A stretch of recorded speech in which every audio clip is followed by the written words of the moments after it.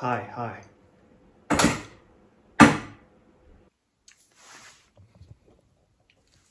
Now it should work. Where was I? Okay, hi. Hi.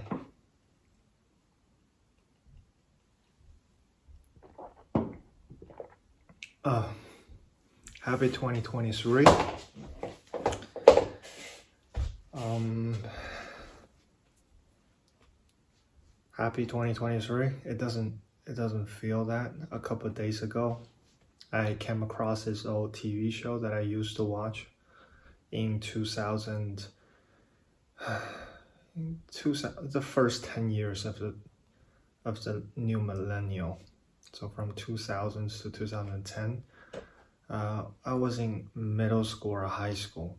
I think I watched it in both middle school and high school. It was a show in China, and I saw a video about the original cast coming back together. Some of them come back together, and they were doing like a reenactment of the original show of some sort. And it's just really hard to imagine that it has been almost 20 years. I mean, it doesn't feel that old of a show. Like, it still feels very new to me. It still feels like maybe I watched it like 7, 8 years ago, but the show actually was originally released in 2006.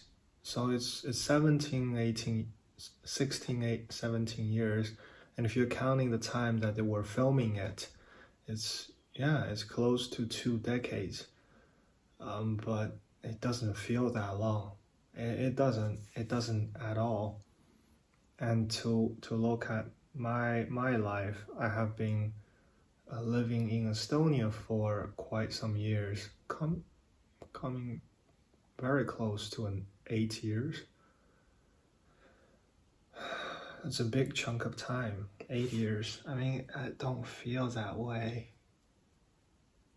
No, but it is 8 years almost. Just like the show is almost 20 years old. I'm still working on my PhD. It's taking longer than I expected. I think it's taking longer than my supervisor expected. But I'm working on it. Like, I have changed so many drafts. Like the original proposal that I made for this PhD project. It's hilarious. Like, I routinely go back and look at what I wrote about the proposal, and I laugh at it. I mean, to better put, I cringe at it. It's ridiculous how pretentious and how fake. I don't know what other words I could use, but it was just very fake. I knew it wasn't what I wanted to do at that point, but to make it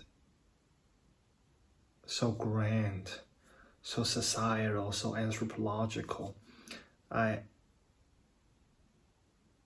wrote it as such in a way that it was seemingly more relevant.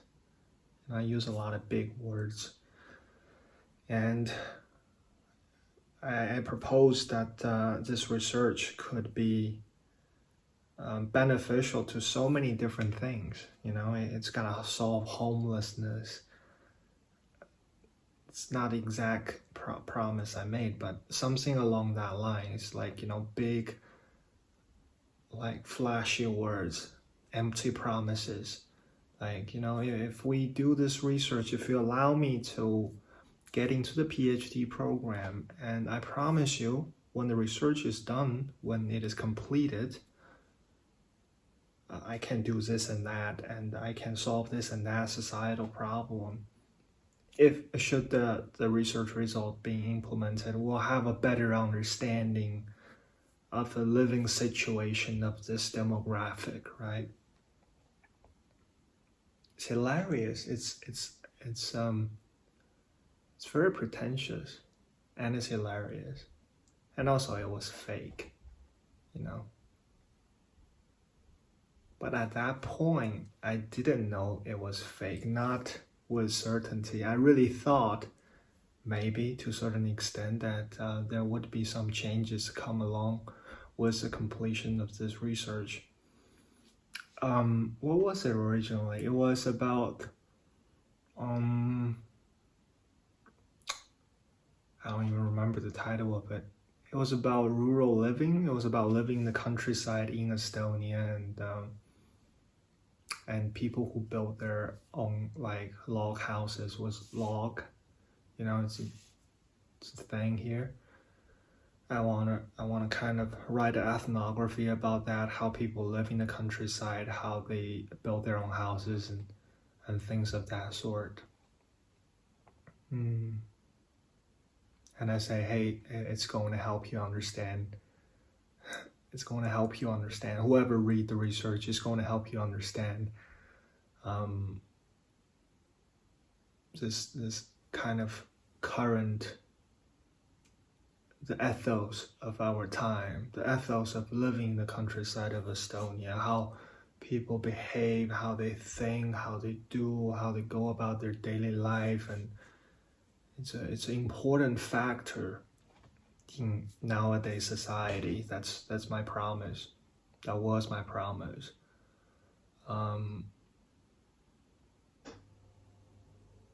That was back in 2017 when I first enrolled in the PhD program, when I got accepted into the PhD program in anthropology. And obviously in the past, not so obviously, I guess, in the past 6 years, it has evolved, and I've written, I think, quite a few different narrative, quite a few different drafts about the research. At one point, I really thought this could never be done. I would never finish it, just because I really didn't believe in, I really didn't believe in what I was writing anymore. You know, it's hard to work on something if you feel like I'm sorry, I will not use you. It's hard for me to work on something if I don't believe in that thing. You know, it felt to me it was a waste of time. Like, if I don't believe in it, I just wouldn't want to even put a second into doing it.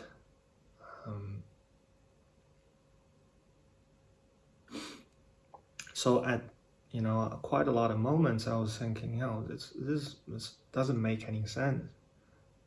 I didn't want to accept it. I don't think I did. I didn't want to accept it, and I was kind of subconsciously knowing this is going nowhere. I really don't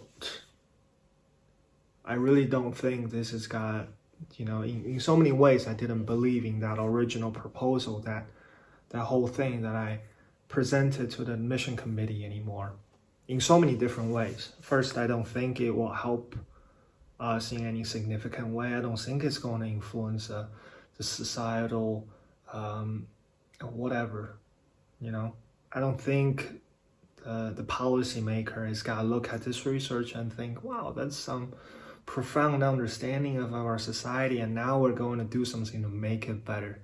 No, and even more profound than that is, even more significant than that is, I don't believe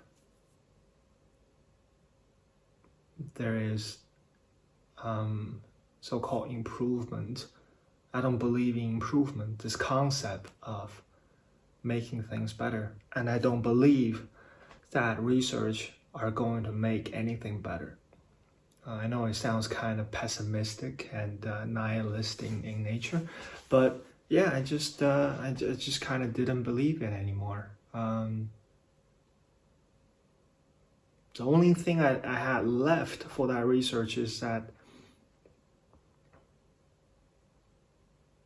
I want to build a log house. That was the only thing that I want to do. I want to build a log house myself. I want to cut down trees. I want to skin the logs, and I want to put them together, make the notches, put them up, and then use it. That's all I wanted to do. For the longest time, I didn't want to accept it because I was a researcher. I got into the PhD program to be a researcher and not a log house builder. So it's a hard thing to, even though I like in a non-conscious way, in a very natural way, I gravitated towards just doing and practicing doing things with my hand. I was very reluctant to come to that realization that I am not interested in the so-called academic aspect of it, but I was more interested in the practicing part.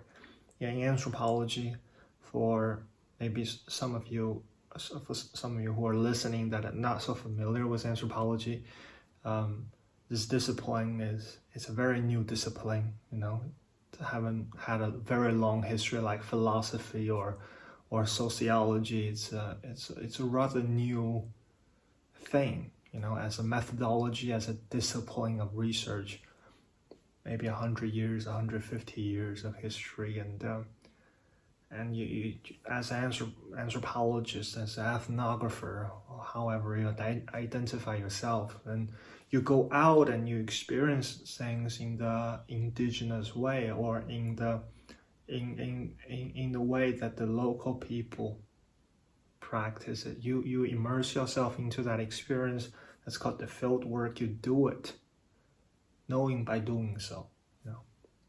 Maybe at the beginning of the discipline, people were collecting artifacts. They were going to exotic locations like the Papua New Guinea and some like forest tribe in the Amazonias, and they take back evidence of that civilization, evidence of that indigenous life, like the vessel, like the containers, the kind of clay pot that they made, and collecting that evidence, physical objects, was a big part of anthropology at the dawn of the research discipline. But then it gravitated more towards, especially I feel in the very recent time, in the new millennium, it's really hard to find what you consider exotic anymore. It's so connected. The world is like one big society, so it's hard to kind of like find that exoticism these days. But instead, people are starting to immerse themselves in a different kind of a culture practice, or just practice in general. And then through doing, you kind of come to an understanding, or you create a rapport of people that you can talk to, and you have this insider take while maintaining sort of this outsider part of you as well. It's that conflict of like new knowledge and the old way of thinking clashing, and then in that tension, as you are a vessel of knowledge creation, then you as anthropologists produce this confronted, tensioned understanding of a social phenomenon or a cultural phenomenon or whatever you want to write about, right? It's a common practice that's has been practiced in the anthropology sphere for as long as I know, right? That's just how things are done. Field work, immersion, make the strange familiar and make the familiar strange. Tension. Yes, those are some of the key words that I could, really think of right off the bat.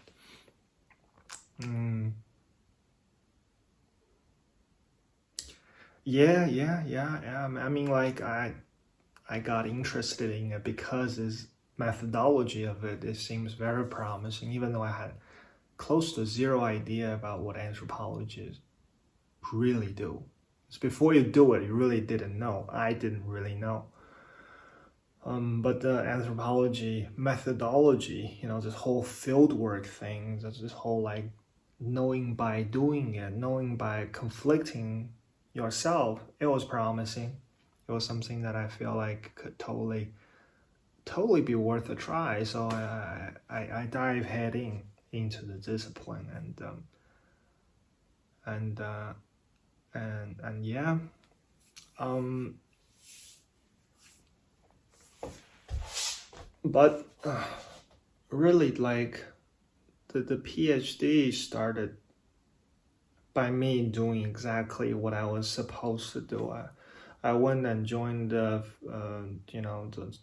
those field work, so-called field work. I went and learned how to build log houses in the rural part of the country. I went and reported, and talked, and conversed, and with those like practitioner of the art, those people who build log houses, and I try to like do it the old-fashioned way, write down the journals, who said this, I did this today, and keeping notes, field notes, so-called. And I thought, yeah, this is all gotta be juice. When I come back, this is gotta be a great discovery. But yeah, it was a transition. I don't know when did the transition happen, but before I noticed it, it was already there. I couldn't care less. I couldn't care less about how other people build it. I couldn't care less, and I couldn't care less about their life either. Especially those people I don't know. Yeah, there's a few people that I really got close, who are builders, and I don't see them as just builders. I see them as my friends.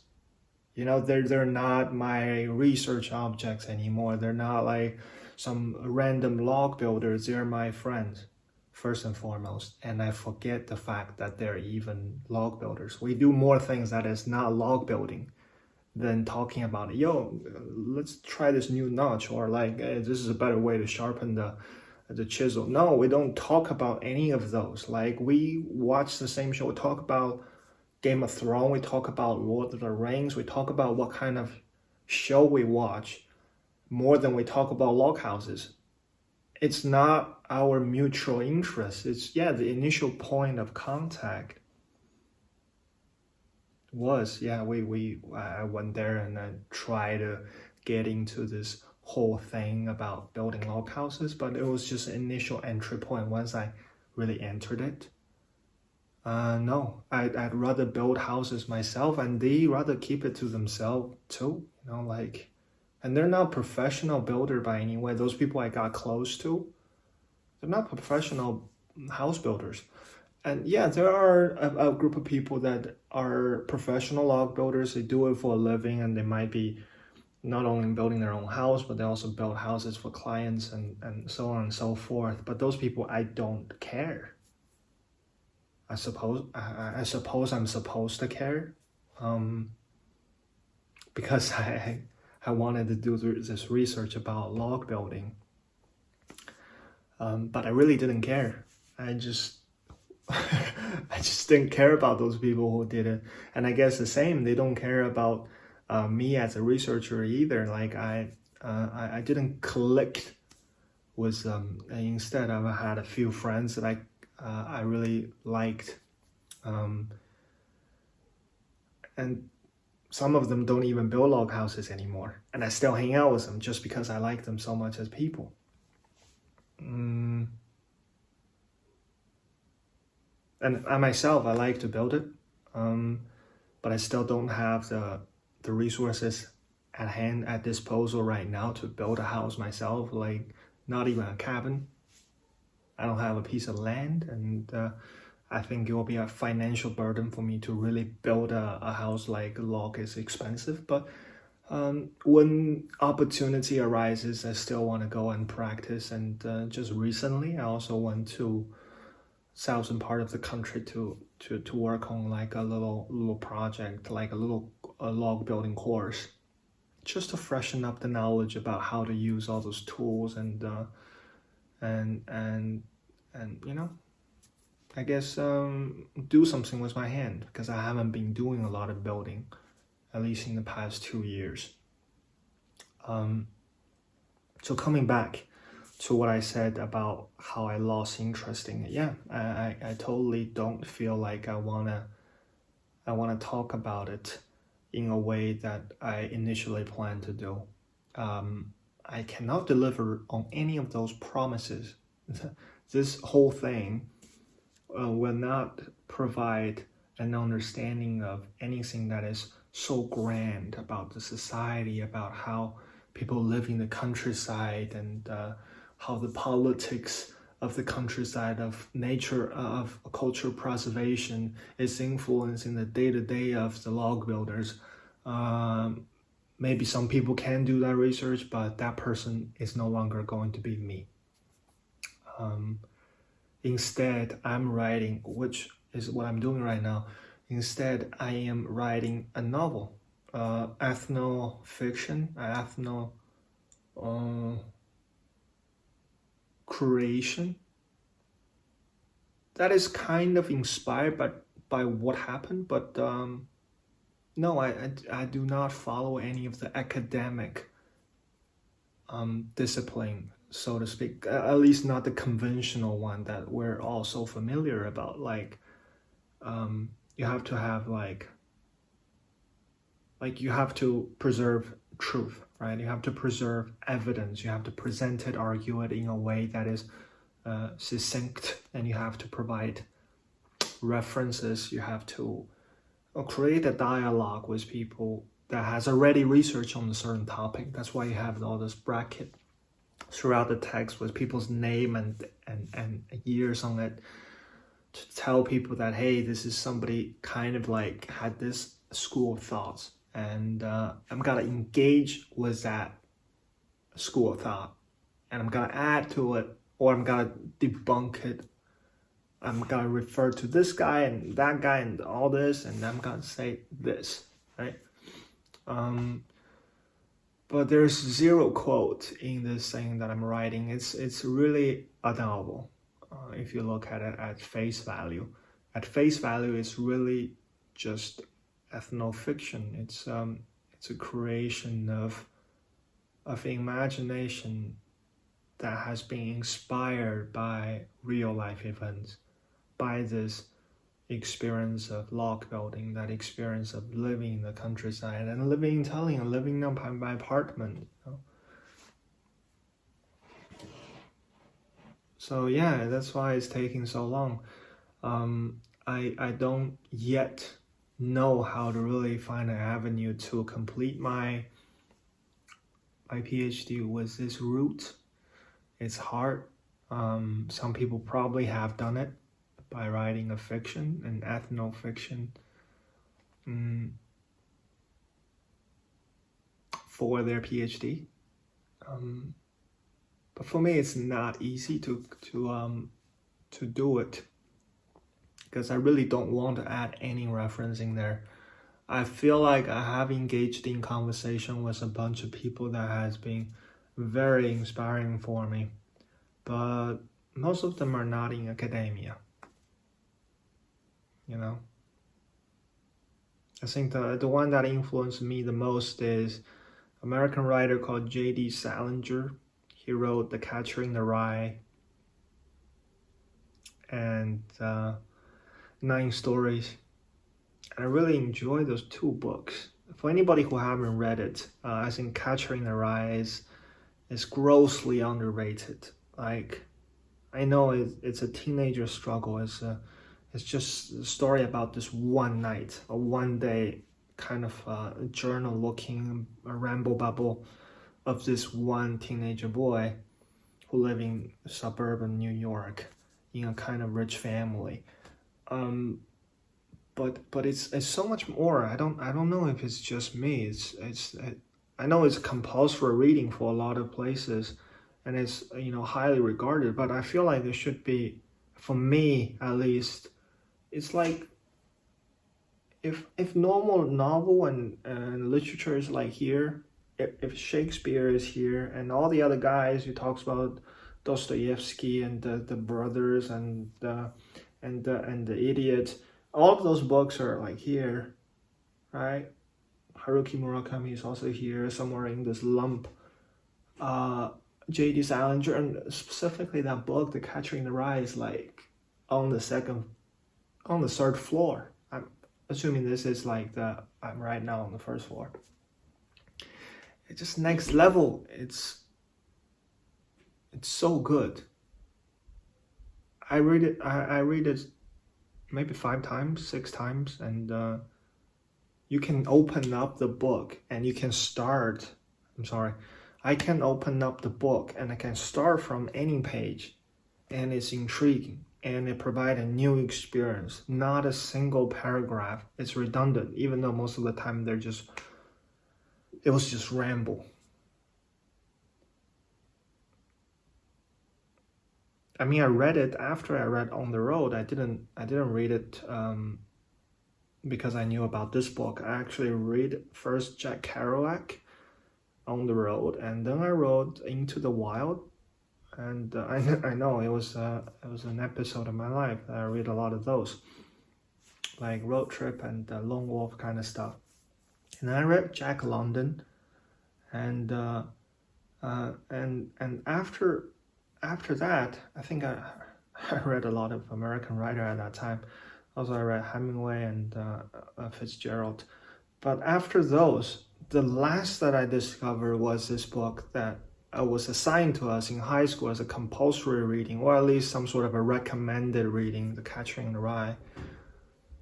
I didn't read it. It wasn't compulsory reading. I guess I read like some kind of a synopsis of the story, some kind of a briefing of it.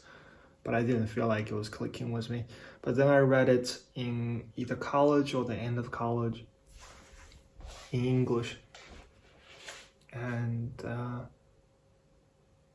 it was definitely my all-time favorite book. Definitely all-time favorite book, The Catcher in the Rye.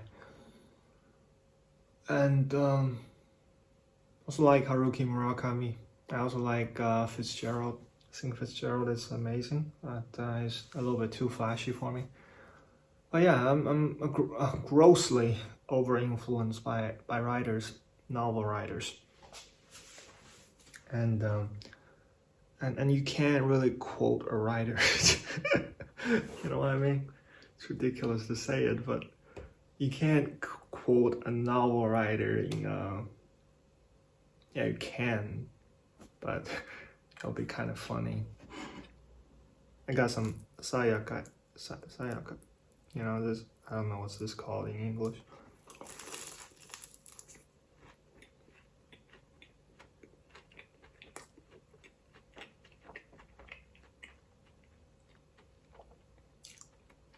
It's got vanilla cream in there. Just toasted them up in the oven.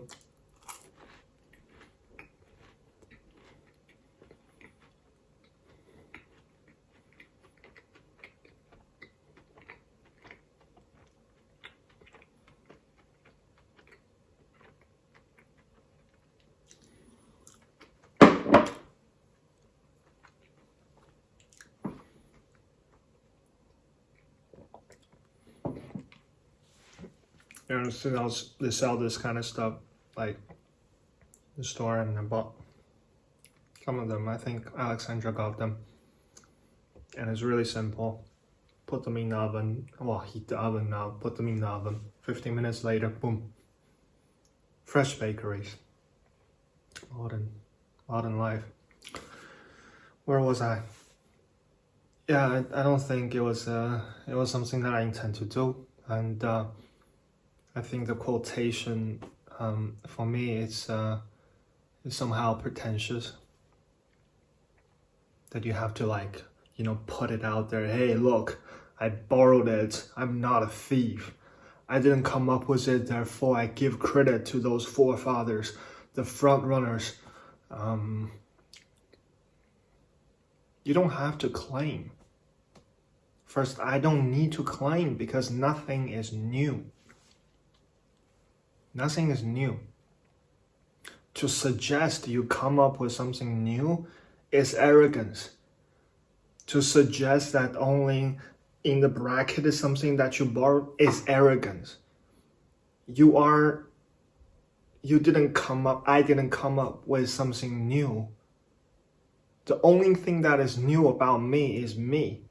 And therefore, I don't have to claim which part of it is new, which part is not. Like, because you just I'm sorry. You cannot claim anything. And I don't want to. I'm sorry. Again, I'm saying you. I'm trying to eliminate the use of you because I don't know you. Okay? I'm only gonna speak for myself. I don't want to make quotations in the text. First, it's really annoying when you're reading something great and all these quotation marks, dun dun dun dun, all throughout the page. It's just really annoying to read. And second, I don't believe in those are the only places you need to give credit for. There are so many things I need to give credit for. A lot of the things I need to give credit to my parents because of the way how I think. I don't see my parents just because they didn't publish anything. If that's the case, I should put their names, my parents' name in there every 5 lines. Every 5 lines, it would be Mom, Dad. And I wouldn't even use their name. And I don't know what years to put down there because I don't know. Just because you don't know doesn't mean that they're not real. It doesn't mean the influence, a kind of a reference to their influence is not there. They're there. And they're always going to be there. So yeah, right now I wrote a draft about 70,000 words, 80,000 words now. It's getting longer and longer. And it's a full-length novel. The first novel I published a couple years ago, the first year in Estonia, that was only 40,000 words. This one is double the length. I try to use it. I don't even remember. I think in that novel I used I as a protagonist, but here I'm using the third person stance for the writing, for the narrative, and the key protagonist, the key character is K. The letter K.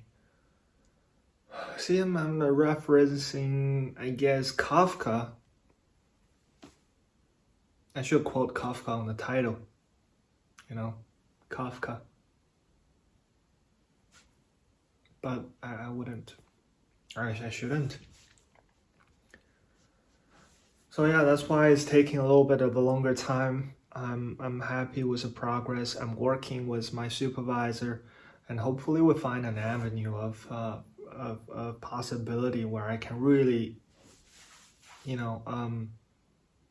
make this academically. I can make this more presentable to a community that, follows certain kind of conventions. And just right now, I don't want to make that sacrifice. I don't want to add anybody's thoughts in there. Inject those sentences and say, hey, look, this is the conversation I'm trying. If you know, you know. I know it's a cliche, but I know it sounds like kind of arrogant, but if you know, you know. If you don't know, you probably don't care. I recently had to finish my linking page, and I don't know what to write. So I wrote something along the line of, I'm a writer who write things that is like only personally, that is not so non-significant, but personally meaningful. That's really it. I mean, that's the only honest way that I can think of to describe how I want to finish the thesis, this dissertation right now. I want to write something that is only personally important to me and not of particular importance. I don't claim importance. If it turned out to be important for you or somebody else, it's great. If the reader, if it's just one, I'll take it. I think that will be a successful dissertation, but I do not come out and think, hey, this is going to change the life of millions of people because it's so freaking good of a research. No, it's not. No, it's not. It's not significant in any possible way. It's not planned to be that. It's planned to be very personal and intimate. And if it struck a chord with somebody out there, I'm very grateful. And if it doesn't, it remains the way it is, personally significant.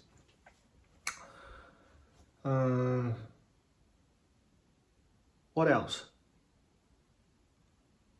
Yeah. And another factor, I guess, I don't know if I'm backtracking, but it feels like I was coming up to an end of it, but no. I feel like I'm backtracking a bit, but allow me. Another reason why I feel that I don't want to write in a conventional way of ethnography is really just that I don't want to talk things as they are. It's just something I really try to avoid. Right after, try not to use you. I try not the word you in starting a conversation, in starting a sentence.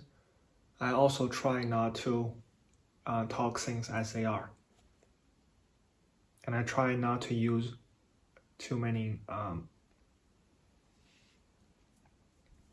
try to use as little adverb, adjective, and noun as possible, but use more or put a prominent space for verbs. I really believe in verbs. I think verbs is one of the most expressive category of words that you can use.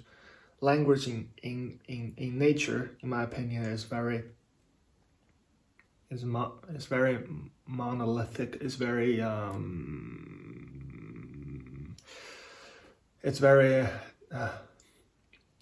arbitrary. I don't feel free in any of the language I speak. But verb is it's a lighthouse in the sea of chaos. I feel more liberated. I feel a certain level of freedom when I use more verbs and in expressing, in writing. It's an action, that's kind of tied into the fact that I enjoy building the log house and writing about the log house. I really enjoy the action, and the depiction of the action is for me more important than telling you like the setting up the vibe, For me, it's the verb that really set up the whole vibe, the movement, the trajectory, the speed, the contradictions. That's really something that I appreciate a lot. I don't want to talk things as they are because it's really hard for me to do it. I feel like if I really I don't know if I have the ability to talk things as they are. I feel like it's not something I would like to do. Maybe I can, but I'll fall shallow. I'll fall fake. I'll fall for the victim of dishonesty. For example, if I talk about this is a very inappropriate, probably, example. But let's say this biruka, this little beautiful bakery that I made for myself.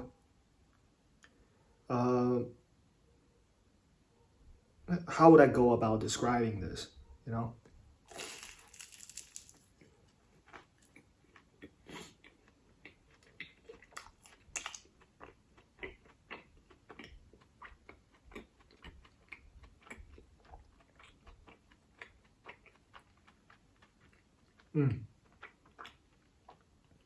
How would I go about, so good. How would I go about describing it? There's multiple ways. I'm sorry. Here. There's multiple ways.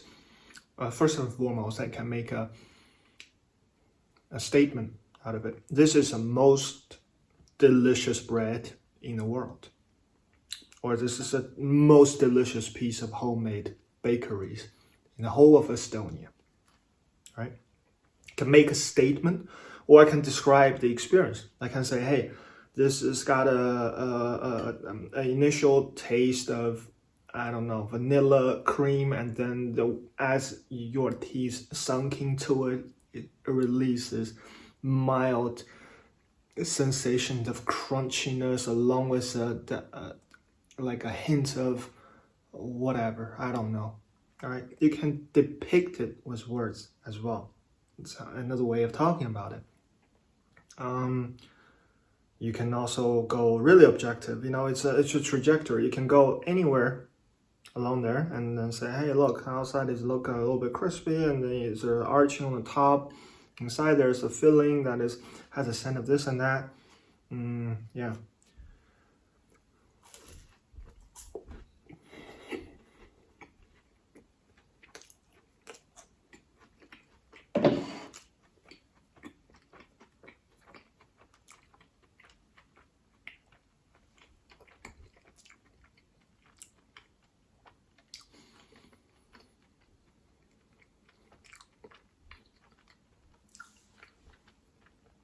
You can talk about the definition of it. You can read the label of the package. This is 85% of carbohydrate and a little bit of artificial ingredients that are, composed of this and that, lab-made seasoning and flavoring and the sweetener and this and that. Or you can talk about, I don't know, where is it made? Is it domestic made or is it foreign imported? There's so many ways to go about it. Or you can talk about how it makes you feel. The moment you eat it, it gives you this sensation and you feel warm, and then like your mouth, your saliva start to release. All those kind of stuff, all those angles, you can talk about this experience of consuming this bakery, this snack I just had to describe it. But yeah, they can be preferred. One of those can be preferred, but for me, my preference lies on, I will not talk about this bakery at all. If I want to talk about how it makes me feel, I do not like to talk about any of those. Yeah, a while ago I thought the best way, the most ideal way for me to express it is to describe how it makes me feel. I first describe how it entered my mouth, how after that it reminds me of certain things, and then my mind started to wander, or my physiology started to change according to it. I feel full, I feel relaxed, and the sugar hits, and I'm just all there, right? I felt like that might be the most embodied way, because you're really embodying this bakery. I thought I was woke, yeah, but I feel like maybe that is not anymore the case. I do not prefer that over any of the other ways, like just describing the ingredients. Instead, I'd rather not talk about the bakery at all. Yeah, it will be an element in there. I'll talk about, yeah, I put it there, and I saw a bakery. I might not even describe how the bakery looks like in writing. I might just mention it. Hey, there's a bakery, and I ate it. And then I talk about something else. I talk about something that is totally unrelated, unintentionally unrelated stuff, which is how my brain works. I might not force a connection because I don't really know how connections are made. Connections are oftentimes, for me, in my personal opinion, very random. Very, very random. It doesn't mean there's non-connection, but I don't force it on it because it's random. It's random, but doesn't mean it's not important. It's important. Nonetheless, it's random. I'll talk about this. I'll say it's on the table. And I'll talk about the walk that I had yesterday. I'll talk about the dream that I had last night about potholes on the ground, on a perfectly clean road after snow, and there's just huge potholes. Yes, I don't know how those connections are made. And then I'll come back and say I had a bite of the bakery. Again, this is coming up as a very bad example, but it's how I want to write things these days. And that's how I want to talk about things in general, is that I don't intend on talking things as they are. I might talk about random connection that sprouted out of this one experience, or I might talk about things that happen chronologically in an order that doesn't seem to be very understandable. Or I might talk about certain things that, in an emotional thrust, that kind of order that happen in that emotional thrust. So those are all possibilities, but I try not to let my rationalities, my very limited ability of reasoning, of my very limited sensation of causality to get on the way of my personal expression, if that makes any sense.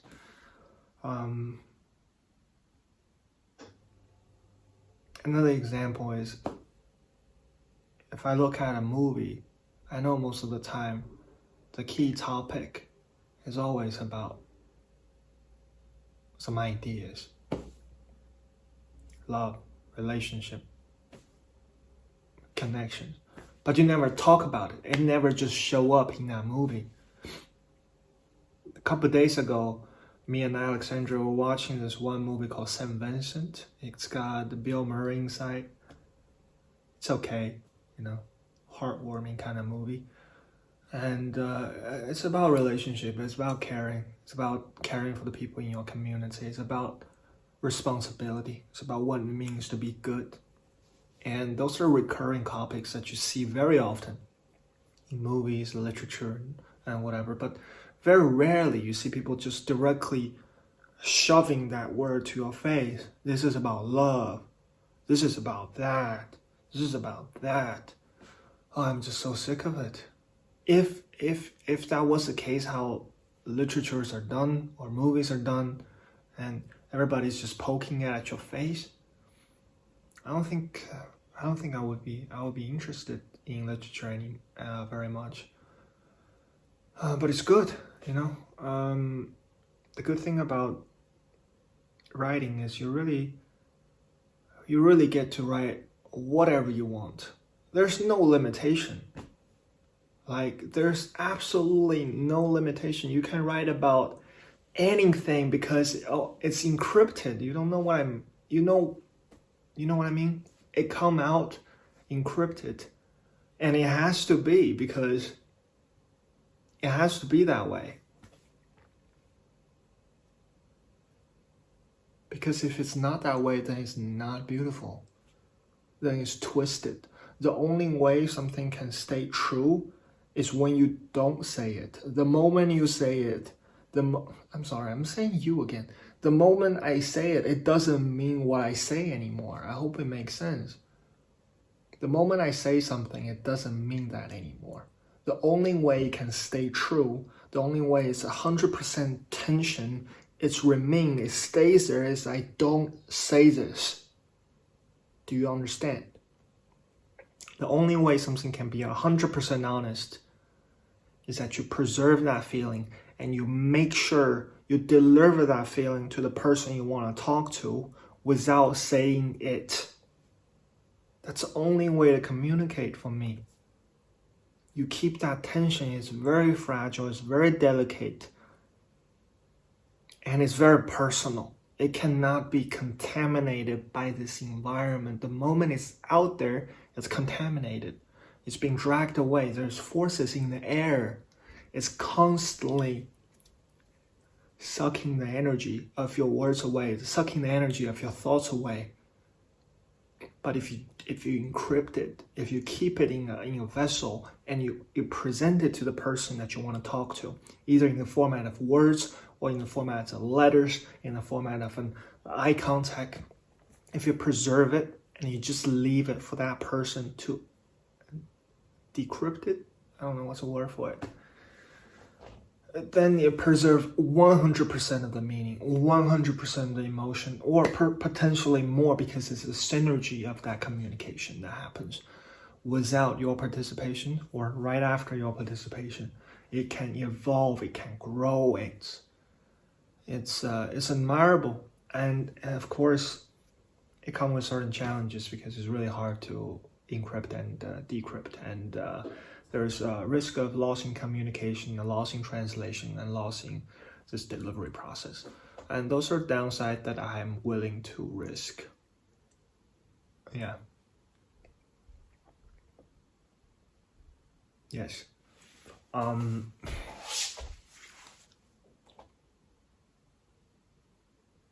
Yes.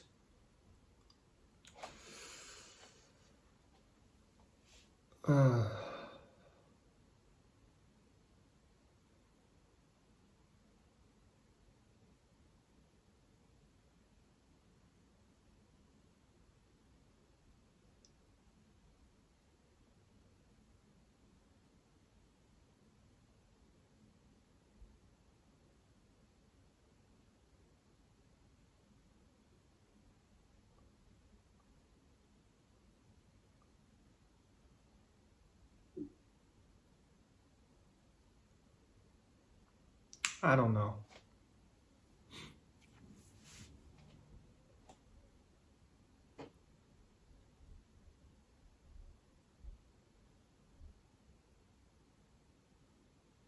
I often say that I don't understand the concept of big concept, so-called big concept, like nation, like love, like identity, culture.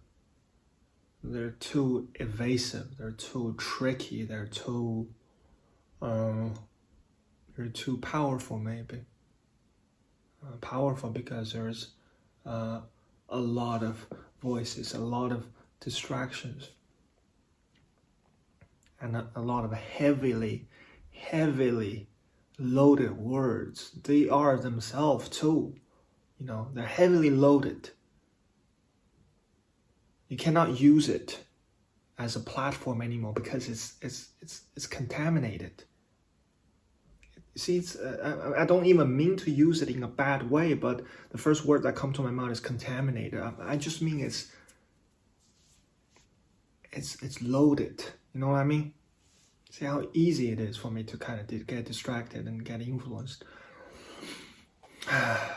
So instead of talking about those things are always the where my attention goes to, right? So that's why I still feel passionate about the whole discipline of anthropology. I got criticism from people close by to me saying that I shouldn't be an anthropologist because I'm a misanthrope, because I hate people, which is, I disagree. I do not hate people, and I think I have profound feeling for people and us as a race.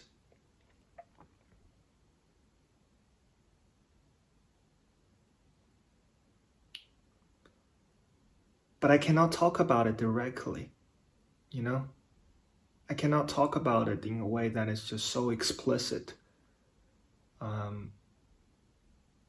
I need to go around it. I have to preserve that intensity to really make you know that how I feel about this whole thing. When I say the whole thing, it's really the whole thing. I don't want to separate events from events. I don't want to talk about one thing and then ignore the other because that's, for me, unjust. That's not justice. I want to talk about this whole thing. I want to talk about the individual in the world. I want to talk about how it's both connected, or one person is both connected and disconnected to its surrounding. I want to talk about that moment, like you are a plant.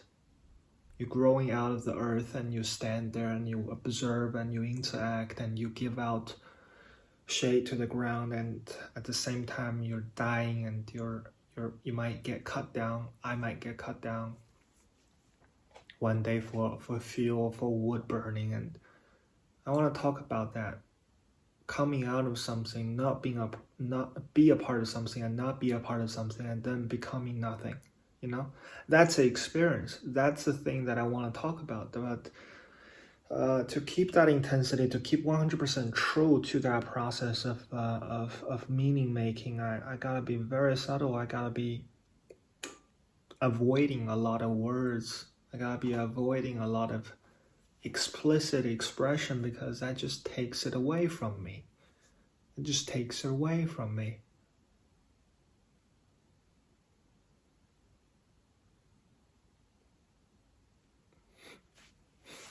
Right now I'm learning Estonian, as you guys know. I do have B1 now, but it doesn't help me much. I don't think I'm fluent by any means. I'm still working on it. Right now I'm working on my B2. What I'm really impressed about the language of Estonian is it really gives me an additional tool to understand the limitation of the language that I already know: Chinese, Japanese, English. Estonian is really it has provided me a new perspective onto things that I have taken for granted, things that I say that has been taken for granted. Give me a new way of expressing myself, which is super cool. I understand the suffering of not having sufficient vocabulary to express simple ideas, a struggle of not able to, like physically not able to deliver a simple idea. It's good fundamental practice of that your mental muscle, of that psychological muscle. It's kind of like going to the gym and you're already like, you think you're strong and you started doing all kinds of like tiny movement. You think you gotta perfect the last piece of muscle in your body to get to the perfect physique. But then, a new machine comes to the room and you realize, oh, I have been neglecting the whole fundament of one part of my body. Like I haven't been working on my back or legs at all, Estonian is that kind of like a fresh addition to my psychological and mental vocabulary. More important than it's a language tool. It's gave you a very archaic. It feels very old, very ancient of a language. It feels like the alpha or some kind of a middle-aged language. It's great. I really like it. The rules are very straightforward. It has been preserved with diligence. People don't randomly change the rules all that much, even though these days people are trying to, but a large portion of the language rules has been preserved. And it's a very, I kind of feel more of a close connection to people who live in the past, who have been residing on this land for hundreds and thousands of years, and I know they're using somewhat of a similar language. If you're looking at how English has evolved, like 20 years, 100 years ago, 200 years ago, English was very, very different. But Estonian, there's a large portion of the preservation that has been done diligently. And I like that. I don't know how to describe it yet, but I'm just really happy that I'm learning it. I'm writing just random, I don't know if they're called poems, but I'm writing like a little piece of like text on this Subtract platform. I'm gonna add the link in the bottom if you wanna go subscribe it. I occasionally post something. It's just random thoughts or short poems. If you're interested in that, you can go and follow me on that. And once I post something, I think it will just automatically send it to your email or something.